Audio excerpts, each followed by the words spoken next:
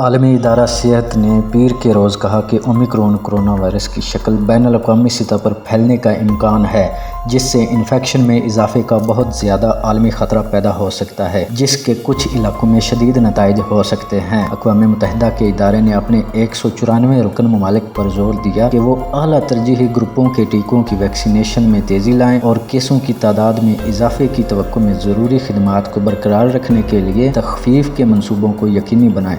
WHO نے کہا کہ اومیکرون میں غیر معمولی تعداد میں اسپائک تبدیلیاں ہیں، جن میں سے کچھ وبا کی راہ پر ان کے ممکنہ اثرات سے متعلق ہیں۔ نئے متغیر سے متعلق مجموعی عالمی خطرہ کا اندازہ بہت زیادہ لگایا جاتا ہے۔ اس میں کہا گیا ہے کہ آج تک اومیکرون سے منسلک کسی موت کی اطلاع نہیں ملی، اگرچہ ویکسین اور سابقہ انفیکشن کی وجہ سے پیدا ہونے والی قوت مدافعت سے تحفظ سے بچنے کی اومیکرون کی صلاحیت کا جائزہ لینے کے لیے مزید تحقیق کی ضرورت ہے۔ شدت میں تبدیلی سے قطع نظر بڑھتے ہوئے معاملات صحت کی دیکھ بھال کے نظام پر زبردست مطالبات پیدا کر سکتے ہیں اور اس سے بیماریوں اور اموات کی تعداد میں اضافہ ہو سکتا ہے۔ اس میں کہا گیا ہے کہ کمزور آبادیوں پر اس کے اثرات خاص طور پر ان ممالک میں کافی ہوں گے جہاں ویکسینیشن کی کوریج کم ہے۔ اس قسم کی اطلاع سب سے پہلے 24 نومبر کو جنوبی افریقہ سے WHO کو دی گئی تھی، جہاں انفیکشن میں تیزی سے اضافہ ہوا ہے۔ اس کے بعد یہ دنیا بھر میں پھیل گئی۔ نیدرلینڈ، ڈنمارک اور آسٹریلیا میں نئے واقعات پائے گئے ہیں، یہاں تک کہ مزید ممالک نے خود کو بند کرنے کی کوشش کرنے کے لیے سفری پابندیاں عائد کر دی ہیں۔ جاپان نے پیر کو کہا کہ وہ غیر ملکیوں کے لیے اپنی سرحدیں بند کر دے گا اور سخت ترین اقدامات کرنے میں اسرائیل کا ساتھ دے گا۔ WHO نے اپنی تازہ ترین رہنمائی میں اس بات کا اعادہ کیا ہے کہ ممالک کو بین الاقوامی سفری اقدامات کو بر وقت ایڈجسٹ کرنے کے لیے خطرے پر مبنی نقطہ نظر استعمال کرنا چاہیے۔ اس میں کہا گیا ہے کہ مزید مشورے سامنے آئیں گے۔ ریسیپٹر بائنڈنگ ڈومین میں اسپائک پروٹین کے متعدد تغیرات کی موجودگی سے پتہ چلتا ہے کہ